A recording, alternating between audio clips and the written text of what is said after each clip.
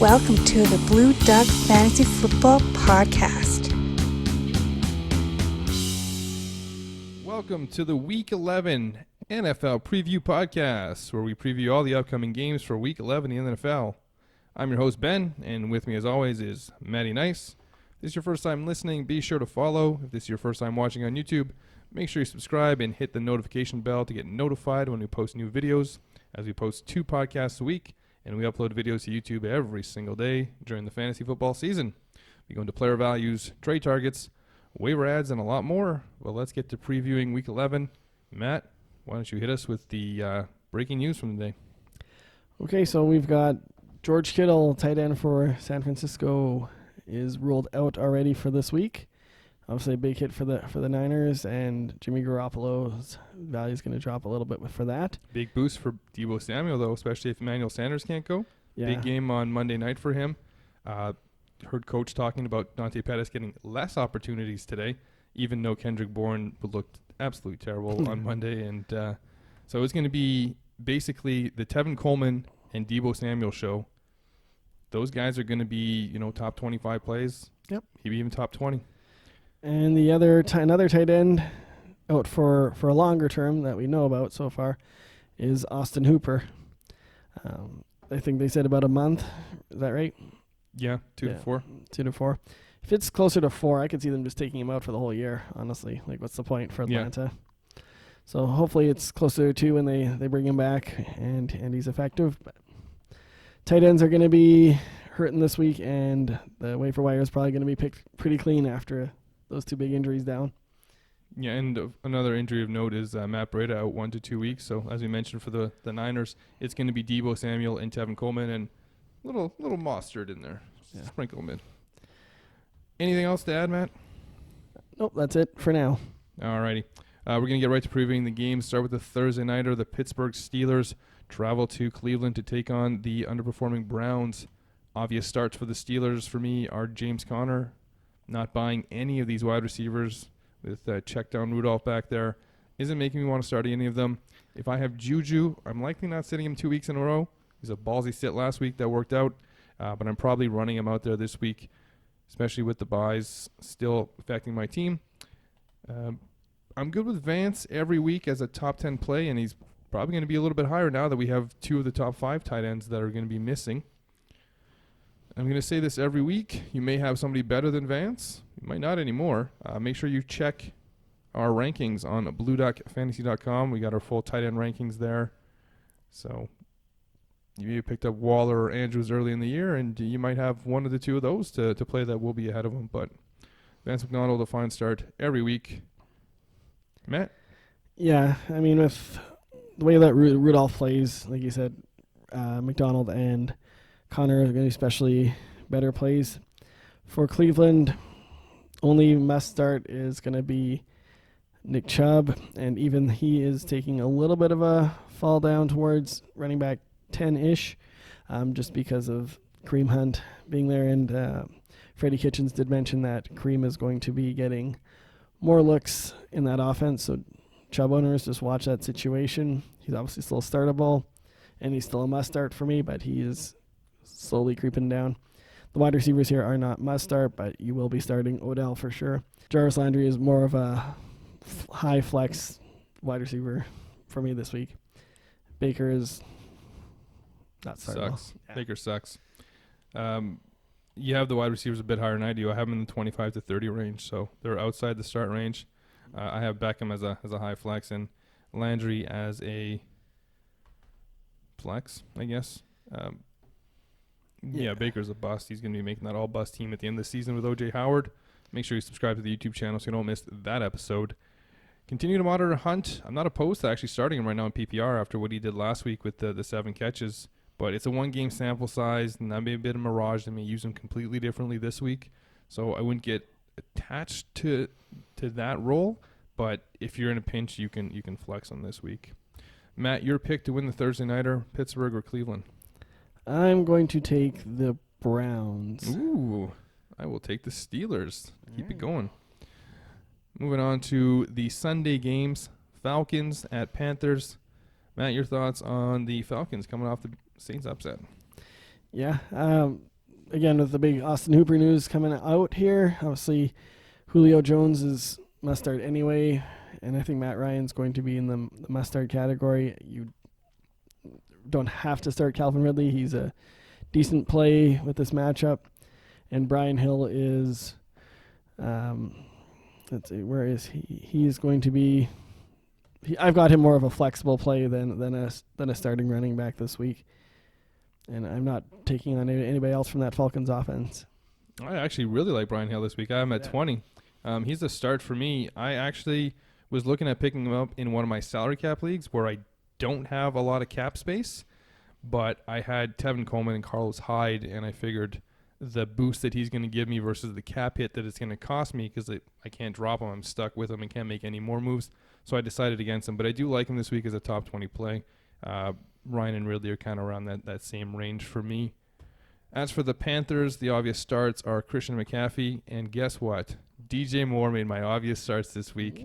The highest I've had him all season. He's almost top 10.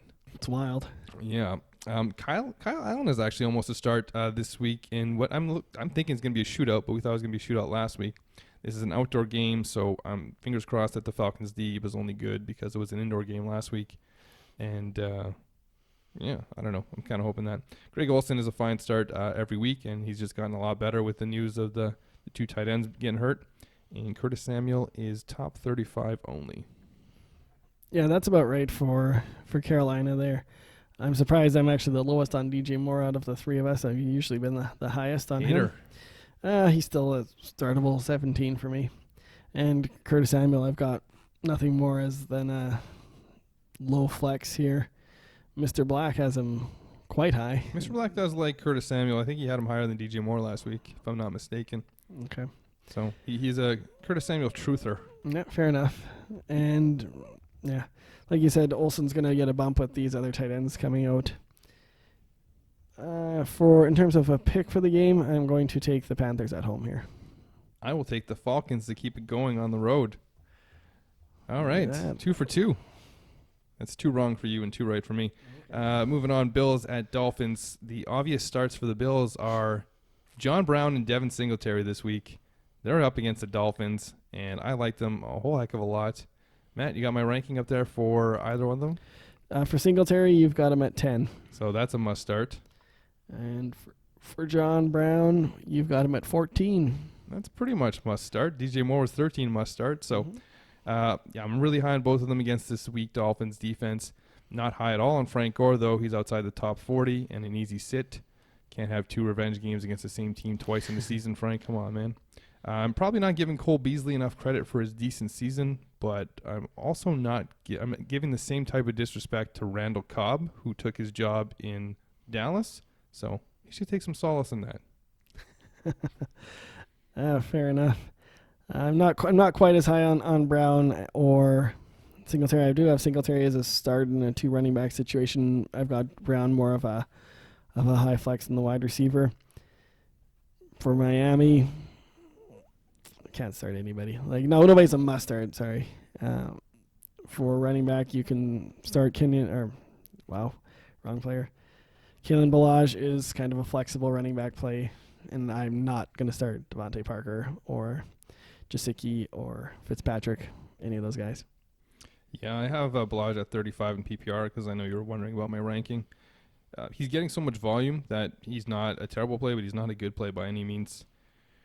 The Bills' D is actually pretty solid, and they're actually a good start in DFS this week. We might see that bad game that Ryan Fitzpatrick puts up where he gets picked off 3 or 4 times in a game, so this could be the one.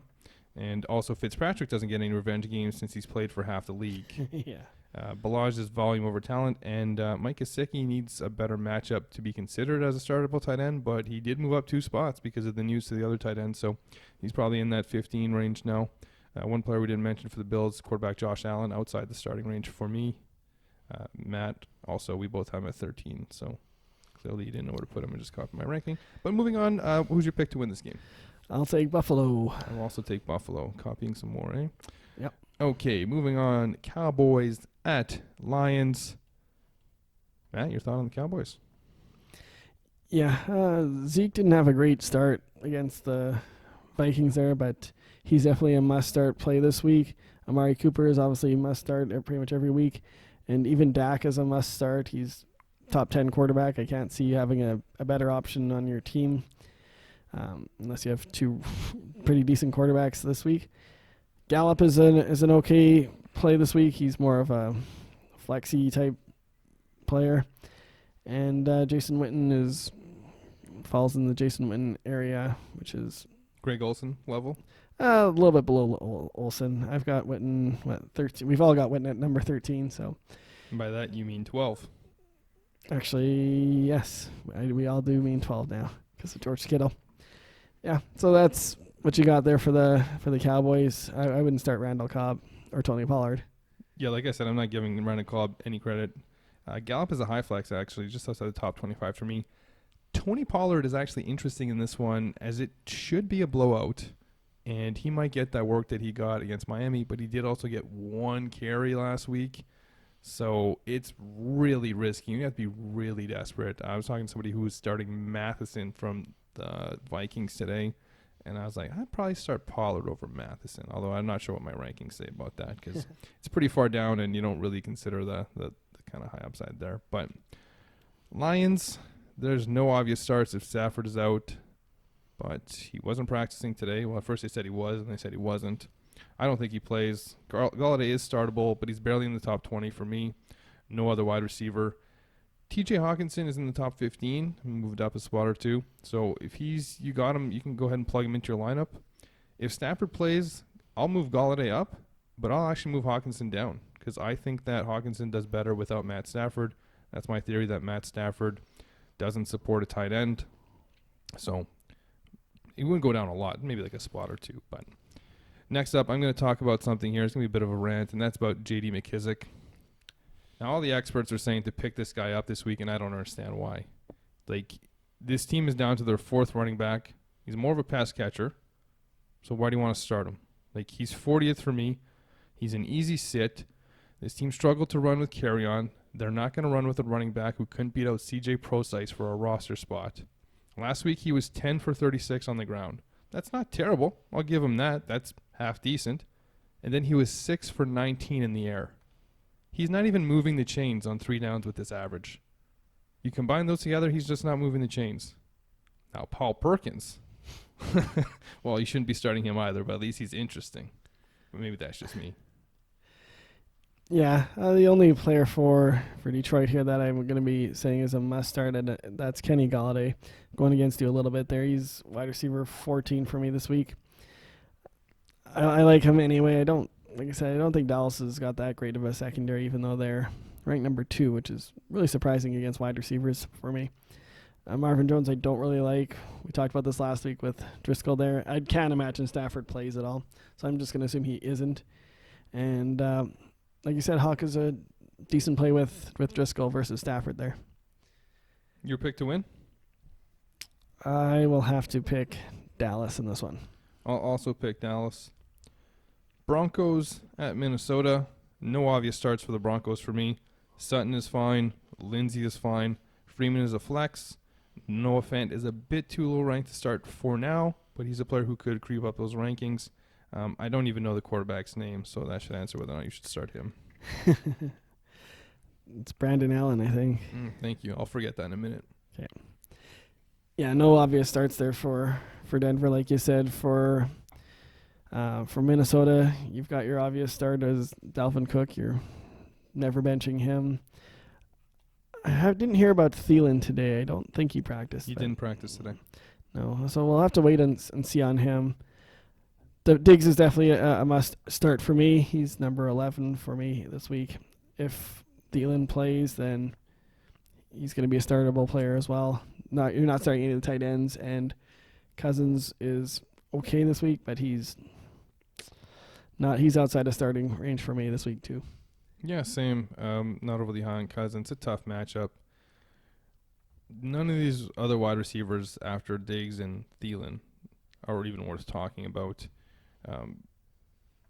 And in case I didn't make it clear enough on the waiver targets posts on BlueDuckFantasy.com earlier this week, Kyle Rudolph should be avoided.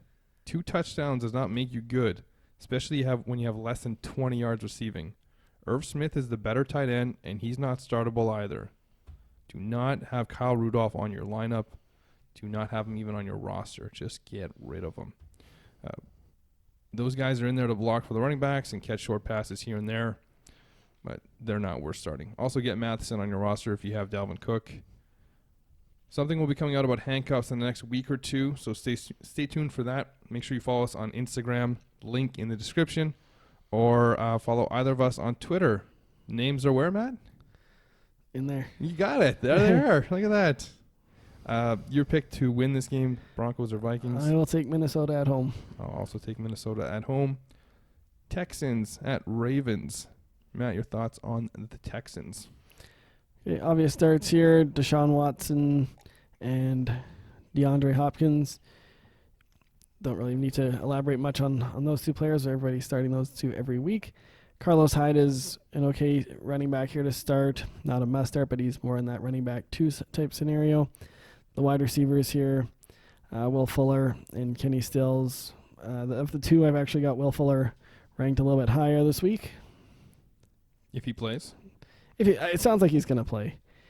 I think he practiced. He's been practicing all week, as far as I'm aware. 2 days. Yeah. Well, I knew he was back at practice yesterday. If Fuller plays, it screams DFS start for me. You have the one good corner on one side and a corner who likes to gamble a lot on the other side called Marcus Peters, who can absolutely get burnt by somebody like Will Fuller. So if Fuller plays, I'll probably have him in my DFS lineup. Our DFS lineups are posted on Friday on BlueDuckFantasy.com, so make sure you check that out. If Fuller's out and Kenny Stills could have an okay day, end up being around top 30. Still not buying either of these tight ends. Fells is ahead of Akins, though. His 1 catch for 1 yard and 1 touchdown line from week 9 is, well, yeah, that's what it is. He's just like Rudolph. Like, you're just gambling on the touchdown there. As for the Ravens, obvious starts are Lamar and Mark Andrews, especially now. Hollywood Brown is a fine start as well, as this could be a high-scoring game. I have Mark Ingram in the top 15, so he's basically must start, but maybe you have a couple backs better than him. Get Gus Edwards on your bench if you have Ingram. Should we just record that and play it every week? There's no other wide receiver I want to start, but it should be high-scoring, so if you're incredibly desperate, Boykin or Snead can be plugged in 3 wide receiver sets where a couple flexes and just hoping that they get a touchdown. Just make sure you pray to whatever God you believe in on Saturday night before you do that. Yeah, that's about it for those players. Mark Ingram is not quite a must start for me. I've got him as running back 17. It just seems the volume isn't there for him anymore. And Gus is getting his carries, and Lamar is obviously taking the ball there.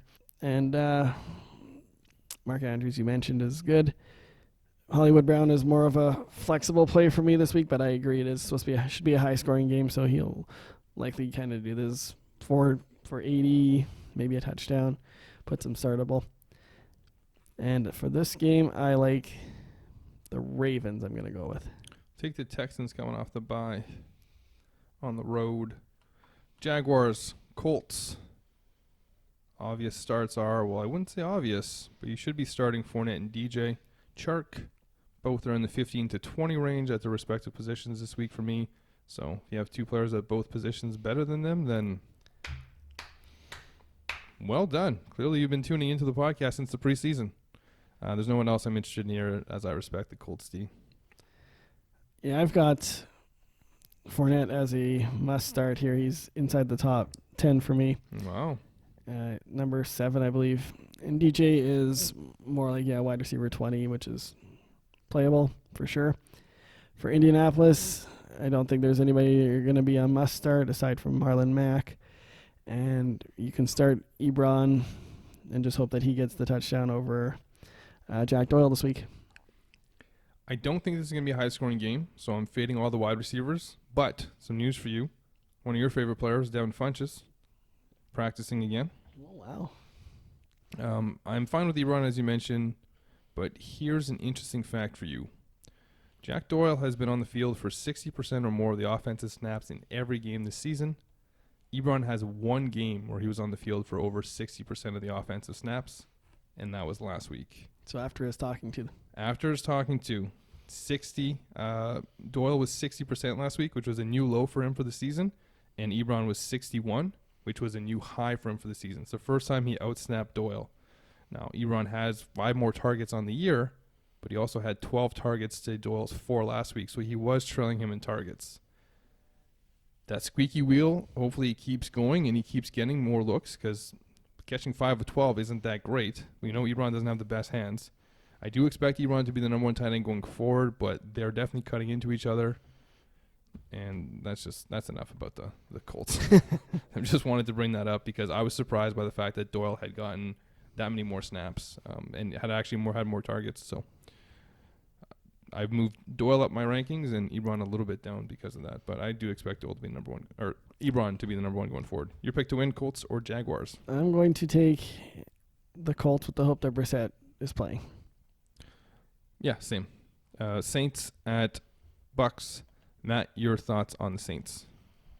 I'm not concerned about what I saw last week from New Orleans. I'm still going with the big guns, Breeze, Kamara. Michael Thomas are all must starts.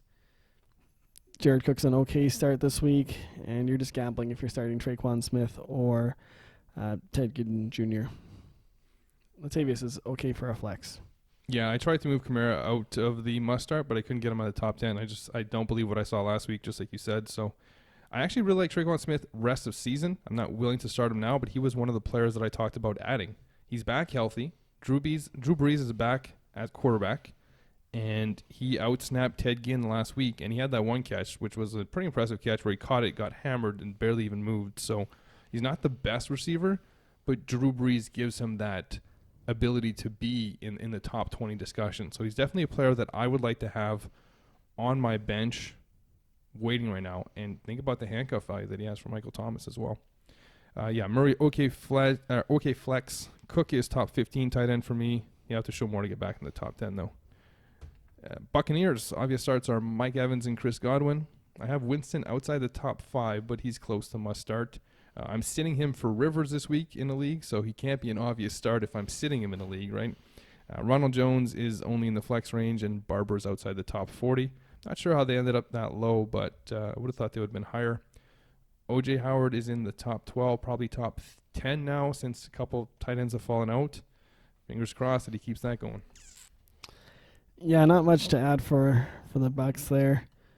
Chances are you don't have 2 quarterbacks better than or a quarterback better than Winston, but you do in that one league I've got. I was checking on that. I like Rivers more this week. I was checking on that. I have Rivers higher as well, so I can't even argue with you on that. Aha.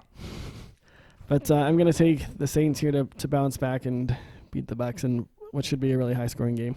I will make a completely unbiased pick and take the Buccaneers to win at home. Jets at Washington. Obvious starts are Le'Veon Bell for one more week. Last week should be a good matchup. Crowder's my highest wide receiver, and he's barely in the top 40. This Washington defense has improved drastically in the last 3-4 weeks, so I like them in DFS as Darnold can end up seeing ghosts any week. I would like to talk about something fairly important here, and that's teases. Fantasy football teases. Not busts like Baker Mayfield, or players who get injured and miss the whole year like Big Ben, but teases. Players where you're always thinking, oh yeah, this is going to happen. Oh wait, looks like we'll have to wait 4 or 5 weeks. Okay, that's fine. All right, but week 6 is going to happen. Oh, okay, well not week 6 because there's an injury now, but next week is going to be the week. And then it's like, nope, not this week, maybe next week. And for like half the season, and now Chris Herndon is on the IR and done for the year. The biggest fantasy football tease of 2019. Not cool, Chris. But get healthy so you can tease us again all next year. Yeah, well, it's kind of, everyone should be happy it's over for Herndon this year. We got nothing out of it. Yeah, true. Like you said, Le'Veon's a must start here for this week. Great matchup. That's about it for the Jets. I mean, Crowder is a low flex option for me. For Washington here, I would maybe flex. I'm looking for Peterson here on our rankings, which I don't even. There he is. Yeah, he's a running back too for me this week, but Darius Geis being back is going to eat into that, I think, a little bit. Don't really know what to make of that running back situation. We should have a good idea after this week. And Terry McLaurin, I guess I'm going to play him as a low flex situation, but I don't trust Dwayne Haskins at all, and I don't think you're a huge Haskins fan either. No, I'm not. I actually think Haskins is terrible. Peterson's the okay start. Same with McLaurin, but that's only because they're playing the Jets. If they were playing a half-decent defense, McLaurin wouldn't be anywhere in my lineup. Not buying Geis. I mean, AP's run too well for them to say, okay, Geis, this is your backfield now. This could end up being a split, which would kill both guys' value, but that's the second most likely outcome. The most likely outcome would be that Darius, I'm not injury-prone, Geis, gets injured. So I don't know what's going on with the tight ends on this team, but until I see one of them do something on the field, I'm just happy to ignore them. Yeah. Your pick to win, New York or Washington? I'm going to take the Jets. I'll take Washington. All right. Cardinals at San Francisco 49ers. This is the PM games, or the later afternoon games. Matt, your thoughts on the Cardinals? Yeah, for Arizona here, nobody is jumping off the board as a must start. Like David Johnson certainly is not somebody you can trust to start anymore. Who knows if he's even going to get most of the carries? Yeah, actually, this week I put Kenyon Drake ahead of DJ. I think I have the same thing. I will. Yes, we both have Kenyon Drake ahead of him, not by much, and it's an uncertain situation. We don't know exactly what's going to happen. Avoid it if you can. Yeah, I wouldn't really play either one if you can. And Christian Kirk had a great day last week, but he's playing a much better defense this week. He's still wide receiver 2 range for me at 24, just at the cusp. But and Fitzy is our last player that we're going to talk about, and he's high flex situation, or low flex, sorry. Yeah, Christian Kirk. Make sure you check out episode of Trade Targets. It will be coming out in the future, so make sure you subscribe to the YouTube channel so that you will get notified when that comes out. There's some talk about trading him because his values skyrocketed so much. I am not a believer. I think this 49ers defense is for real, and they will shut him down. I actually have both him and Fitz outside the top 30 this week. And another reason why I'm so low on them is a guy I like named Andy Isabella, who in 2 games has averaged, I think, 83 yards per game through the air on 4 catches. And he's a guy who I looked at and thought this guy's going to be a PPR monster. So they're going to start using him more. There's no reason for them not to. As you mentioned, David Johnson looks awful. Edmonds is out. Drake ran all over them last time. They'll be prepared for that this time. I do have both running backs, like you said, in the 25 to 30 range, so flex at your own risk. But I do want to talk quickly about Chase Edmonds, and I want your thoughts on this, Matt. If David Johnson is broken and just beyond repair for this season, once Edmonds is back, who are they going to turn to? Chase Edmonds, who they have under contract for another 2 years, or Kenyon Drake, who walks at the end of the season? It's a tough question. I would think they're going to go Drake. They used draft capital to bring him in. I don't think they brought him in to sit on the sidelines there. It will probably likely be some sort of close to 50-50 scenario, though. I think Drake is going to get slightly more, though. See, I thought it'd be the other way because they're not making the playoffs. And why not see what you have in Edmonds to see if you can end up cutting David Johnson in the offseason if he's beyond repair. But that was my thoughts. But you're probably right. It's going to end up being some type of disgustingly ugly 3-way split that you're not going to want any part of. As for the Niners, obvious starts are no one. No one's an obvious start. Doubtful Sanders plays, so Debo's in the top 30 for me right now, but with the Kittle news, I'm going to be bumping him up. He's going to end up at least top 25. He played great on Monday night. None of the other wide receivers are any good on this team other than Sanders, who is doubtful to play. Breda is out. So this is Coleman time. He's in the top 20. Mostert is actually in the top 35 now. This team likes to run by committee no matter who it is. So Raheem Mostert should be good. Jimmy Garoppolo is no longer a start. Yeah, I would move up Coleman into... I'd consider him a must start with the Breda news coming out. And yeah, just keep your eyes peeled on the Emmanuel Sanders news. You seemed pretty confident he's not going to be playing. I didn't follow it that closely that I saw that he's Game for time sure decision. out. And saying that on a Wednesday doesn't mean a whole lot for confidence-wise. They said the same thing about Kittle. Yeah, okay, well, they've ruled Kittle out already, so looks a little bit better for Sanders. But anyway, obviously watch that situation. Debo is going to take a bump if he a boost if Emmanuel is out. Regardless, I will take the 49ers in this game. Same. We'll try to run through these last 4 games quickly. Bengals at Raiders. No obvious starts for the Bengals for me. Mixon, Boyd, and A.J. Green, if he finally plays, are fine starts in the top 20. A.J. Green wasn't practicing today, so it's unlikely he's going to start. Auden Tate and Erickson could be flexes in 3 wide receiver sets if he doesn't play. No interest in Finley. Yeah, the only guy I would be looking at playing here is Tyler Boyd from the Bengals there. He's cracked the top 15 wide receivers for me this week. Oh, Jumbo Joe Mixon, you are running back number 11. You're higher than I thought. So obviously I'm a believer back in him this week.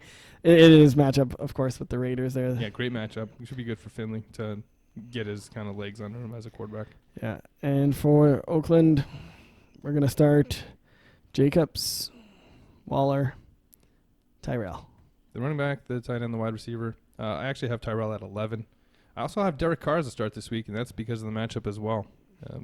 Renfro's moving up my ranks, number 55 this week, but could jump into the top 40 with another nice performance. Your pick to win this one, the Bengals or the Raiders? I will take the Raiders. So will I. Patriots at Eagles, super revenge game from the Super Bowl a couple years ago. Matt, your thoughts on the Patriots in this one? Yeah, it's not a great matchup for the running backs, of course, with the Eagles' run defense is really solid. Good matchup for the passing game here. Edelman is top 10 for me, so he's a must start.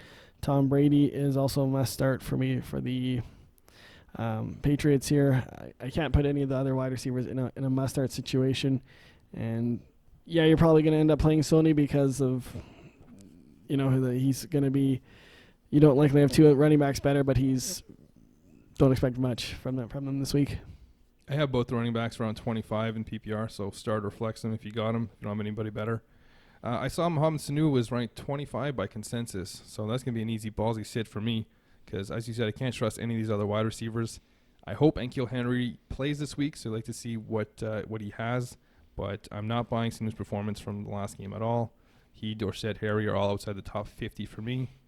As for the Eagles, there are no obvious starts here. This is a tough Patriots D, and I'm including Zach Ertz, who is barely in my top 10, but I guess he's moving up now that all the injuries. So you're probably not going to have anybody better than Zach Ertz to start. Patriots will probably try and take him away, though.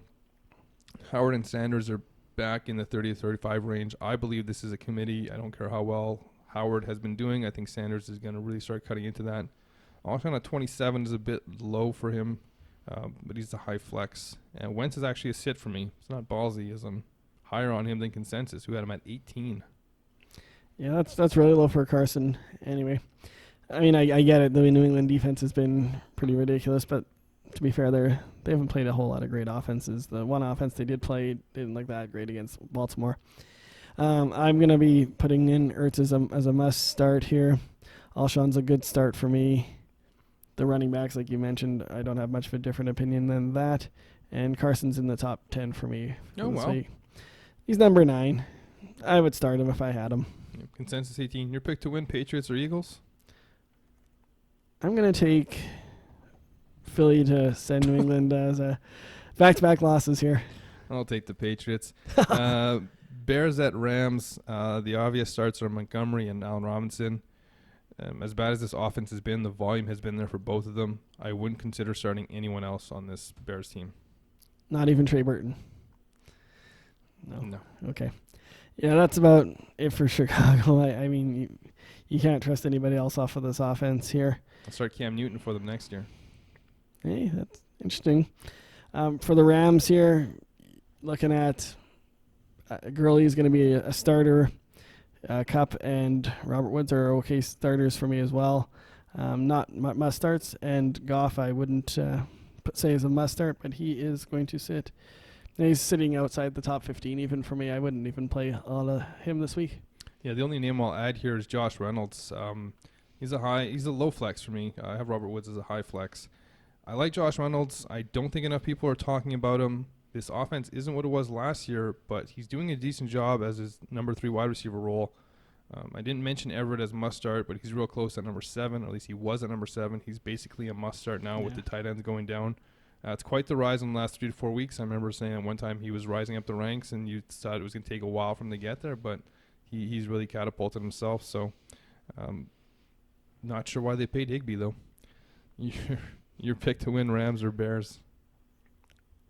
This is in LA, right? Yep. Yeah, I'm going to take the Rams then. Okay, I will also take the Rams. This next game is the Monday Nighter. It is in Mexico. Kansas City at Mexico playing the Chargers, who probably have more fans in Mexico than they do in LA. Obvious starts are Mahomes, Kelsey, Hill. Damian Williams is in my top 20. Not trusting any of these other running backs, though. Even if McCoy plays, you can't put him in. You don't know what his role is going to be. Watkins is outside the top 30 for me. He hasn't been over 65 yards receiving since week 1 and no touchdowns since that 3-touchdown game in week 1. He's been killing lineups. Robinson is the third best wide receiver here, regardless of what Matt tells you after I pass it to him. He's inside the top 40, and Hardman is outside of it. Either way, those last two wide receivers, I wouldn't want to start either one. I wouldn't even really want to start Sammy. He's more of a high flex for me, being just outside the top 30. The Not even high for me. Outside the top 30 is not really a high flex unless you're in 3 wide receiver sets. True enough. Okay, and the other players there for Kansas City you mentioned are definitely must starts. Patriots. The Chargers. A lot of must starts here. Pardon me? You already have Brady going on the Chargers. Yeah, exactly. Rivers is going to be a must start. I really like Melvin Gordon this week. Teams are running the ball against Kansas City. He's got it going. And Keenan Allen is going to be a must start. Hunter Henry's a must start. Mike Williams is not a must start, but he's going to be a decent play because this is going to be a high scoring game. Yeah, this should be the highest scoring game of the week. I have Eckler in the top 15. I think the Chargers are going to use their running backs to keep Mahomes off the field, whether it's running or just short passes. Don't expect too many passes to Mike Williams, who's in the 30 to 35 range for me, even though this will be high scoring. Unless he grabs a cut, he's going to be touchdown dependent for me because I don't think the yardage is there. I don't think they're going to be throwing it deep looking for him to moss people. So I think it's going to be a running back specialty, and Keenan Allen, it's some possession receiver stuff. And your pick to win the Monday night football game, Chiefs, Chargers. I'll take Kansas City on the road, sort of, there. I'll take the Chargers at home. Oh, wow, okay. That's basically going to wrap it up. Matt, you have anything to add? Thanks for watching. Thanks for listening. Hopefully you're doing both. That's it.